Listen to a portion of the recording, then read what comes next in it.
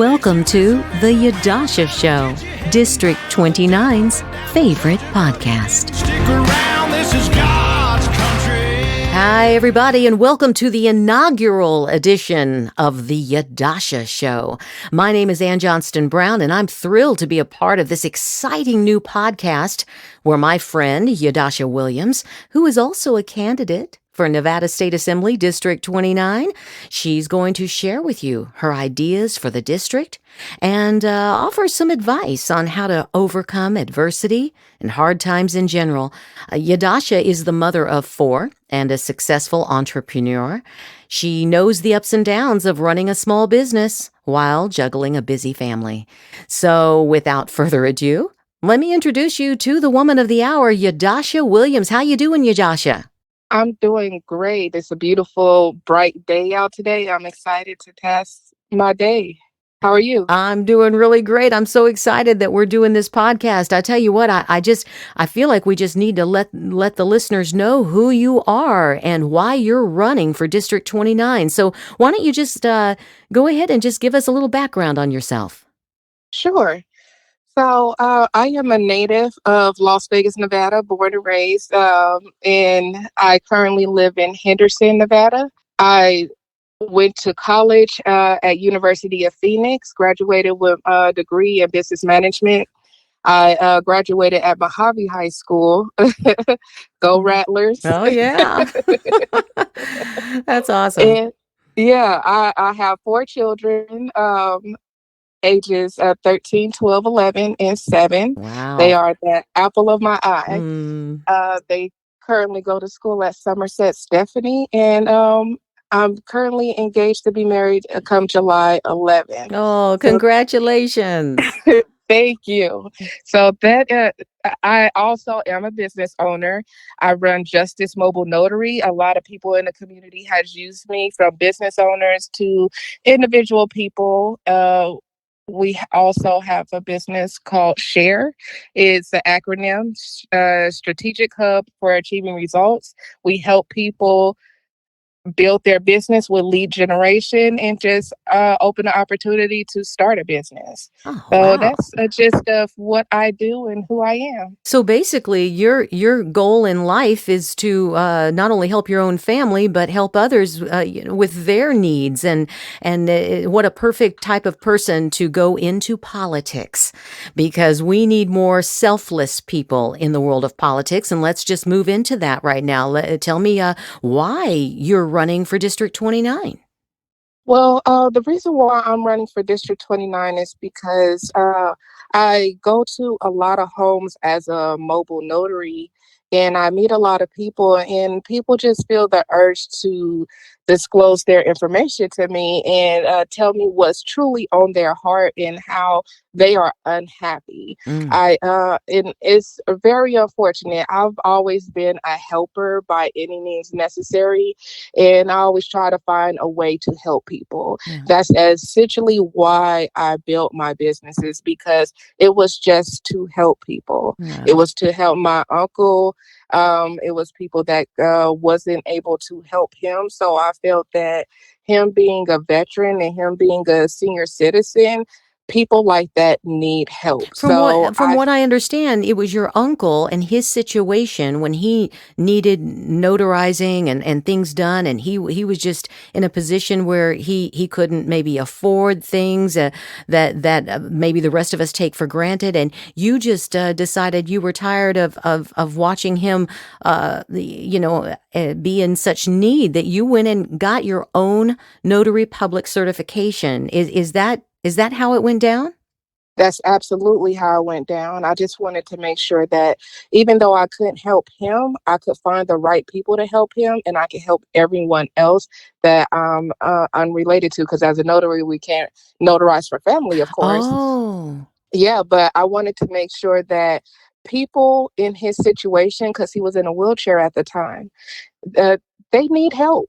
And now these days, things are so overpriced, and it's just really hard for people to get things done. So when people call me and they say that they need a notary, they're not being haggled. They're not being pushed to the side. we're there to help, and we're going to be there when you need us. And that's And why that's you're a how mobile notary, right? You actually go. Oh, I exactly. love it. I love it. And just listening to people's stories as I go into these homes, it's Yeah, just really heartbreaking and sad. And I just want to help make a difference and make a change. By any means, I'm not a politician, and I right.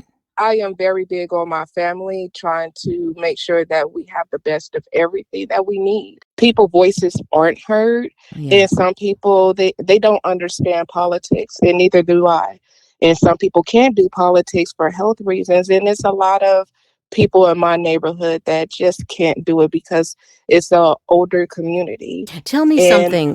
You talk about the things that you see and witness when you're interacting with the public, and I understand you've even had some experience with the legal system that you actually can take your experience and help others because you know personally.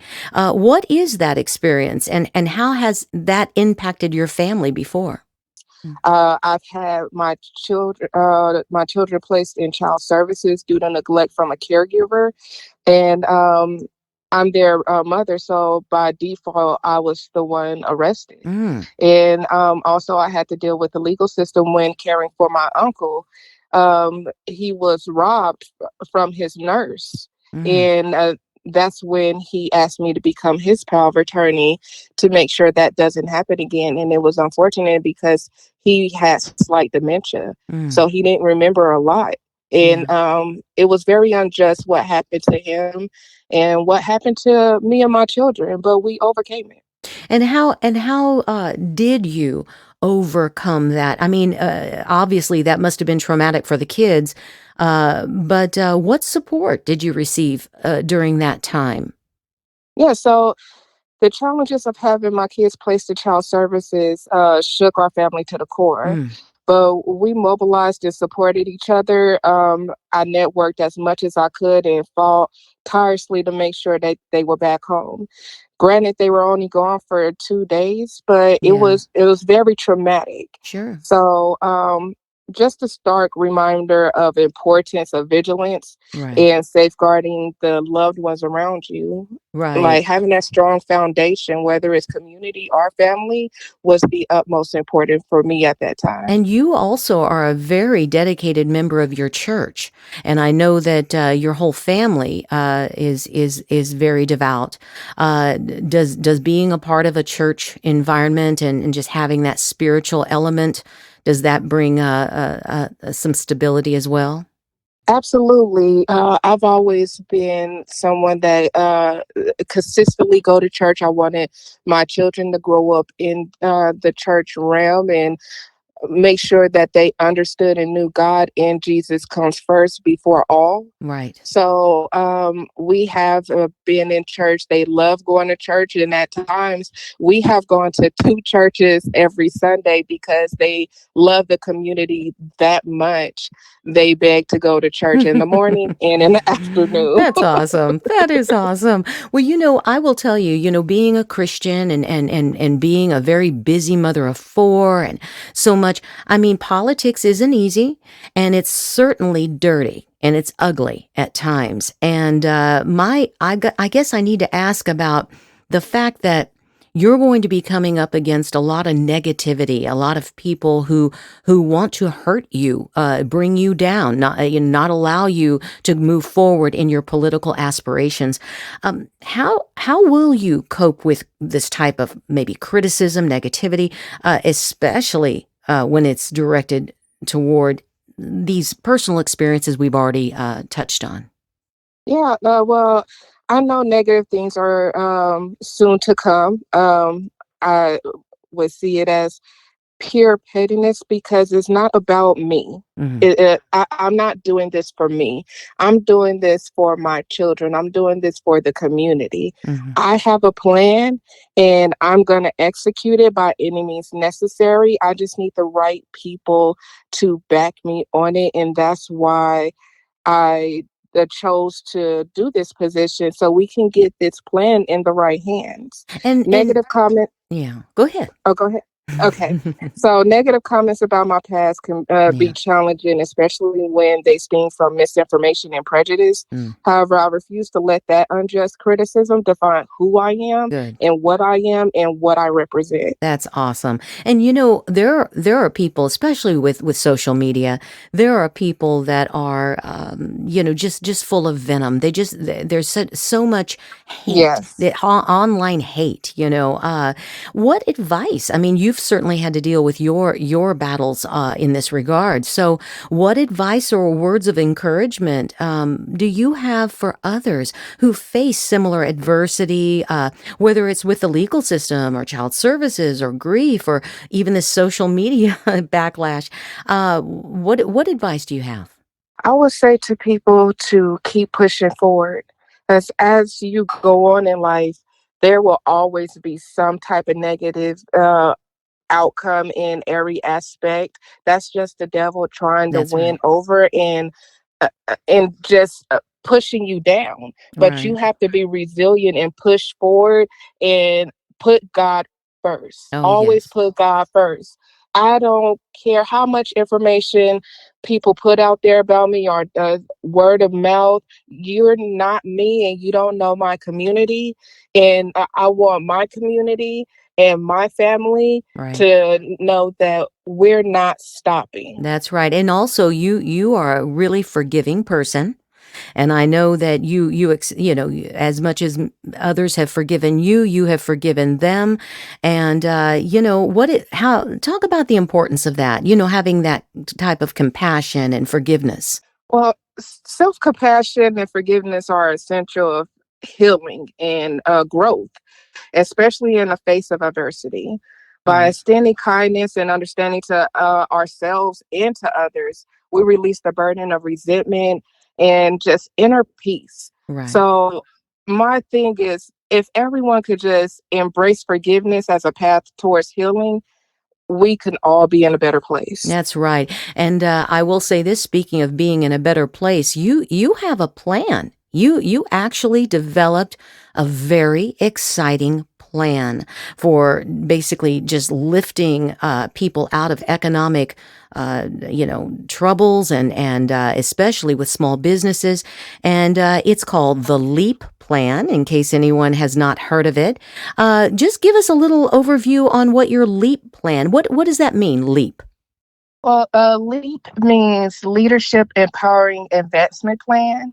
That plan I built last year. This plan has to deal with infrastructure, building businesses, and getting the community engaged in their surroundings, in addition to education. I want to help the community be a better place. And it starts at home. So we have to make sure that everyone in the valley, everyone in the community is fully engaged and know what's going on in their community. So in that LEAP plan, we talk about how we're going to get a magazine in everyone's hands to make sure they know what's going on in their community, good, bad, or ugly. We want to make sure you know about it. Wow. And we want to make sure that your kids are protected, your kids are safe, and you know what's going on in your kids' school. Thank you. Oh, thank you, Yadasha. And by the way, Yadasha, for those who are listening and can't see the spelling of her name, I'm going to give you that website one more time, spelling it out. It's YADUSHA for the number four. NV.com. Go to our website, check out more about Yadasha, submit your questions, and hey, we wouldn't mind if you hit that donate button and sent over a few dollars because it takes money to run a campaign, and so we would appreciate any help you could offer. Thanks so much for tuning in, everybody. Thank you, Yadasha, and we will see you next week. Thanks a lot. Bye-bye.